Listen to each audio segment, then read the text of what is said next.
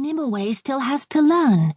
Ever since Gloria had begun training her first sheepdog, she had pushed for more responsibilities on the farm, much to Gwyneira's delight.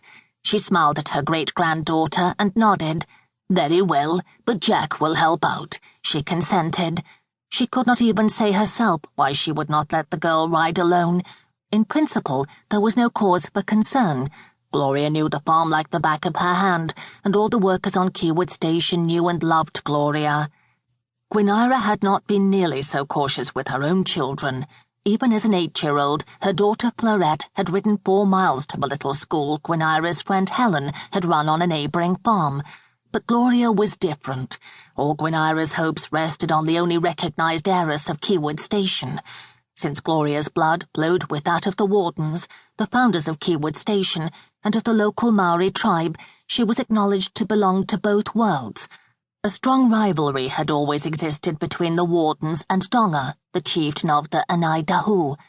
Donga hoped to bring the land more firmly into his control by means of a marriage between Gloria and a Maori of his tribe. This strategy had, however, already failed once with Gloria's mother Cora, and thus far Gloria had demonstrated little interest in the life and culture of the tribes. Though she spoke fluent Maori and loved to listen to her grandmother Marama's tales of their people's past, her primary tie was to Gwyneira, Gwyneira's second husband James McKenzie, and above all, their son Jack. A special connection had always existed between Jack and Gloria. Though he was a full 15 years older than his half-grandniece, he had always shielded Gloria from the caprices and disinterest of her parents. Jack had never cared for Cora or her music, but he had liked Gloria from first sight. Even as a baby, she had started crying as soon as Cora struck the first notes on the piano, and Jack understood completely.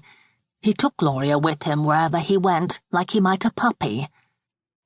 Gloria's border collie Nimue was panting when she reached the stone circle and looked up almost reproachfully at her mistress. She did not like it when Gloria took off ahead of her. The dog had been happier before the swift-as-an-arrow pony had arrived from England. Nevertheless, when Gloria whistled sharply, she set off for the sheep that were grazing among the rocks. After Nimue had herded the sheep together, Gloria deftly led the flock in the direction of home. "See, I could have done it alone," the girl said, beaming triumphantly at Jack. "Will you tell that to Grandmum?" "Of course, Glory. She'll be proud of you, and of Nimue." More than 50 years ago, Gwyneira McKenzie had brought the first border collies from Wales to New Zealand, where she bred and trained them. She was delighted to see Gloria interact so skillfully with the animals. Andy McCarran, the farm's oldest dirt foreman, watched Jack and Gloria as they drove the sheep into the pen.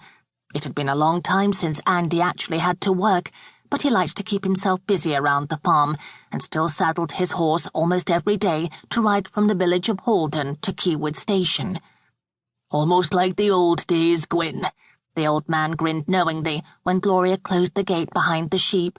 "The only thing missing is the red hair and—" Andy left the rest unspoken.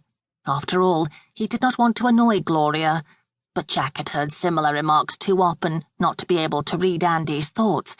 The old hand was sorry that Gloria had inherited neither her great-grandmother's delicate figure nor her narrow, pretty face, which was strange, because Gwyneira had passed on her red locks and petite frame to almost all her other female offspring. With her angular face, close-set eyes, and tightly drawn mouth, Gloria took after the Wardens. Her lush, light-brown hair overwhelmed her face more than it framed it. Styling that wild luxuriance was so hopeless that she had cut it off in a fit of spite a year earlier. Although everyone had teased her, asking whether she just wanted to be a boy, she had already taken to pilfering the breeches her grandmother Marama sewed for the Maori youths.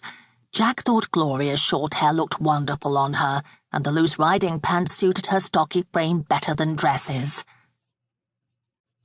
"She really didn't get anything from her mother," James McKenzie remarked as he observed Jack and Gloria from the bay window in Gwyneira's bedroom. Ever since James had turned 80, his age had begun to cause him difficulties. He had been suffering from joint pain for a while, but he hated using a cane to get down the stairs to the salon. He claimed he could keep an eye on the goings-on of the farm better from his place at the bay window. Gwyneira knew better. James had never really felt comfortable in Kiward Station.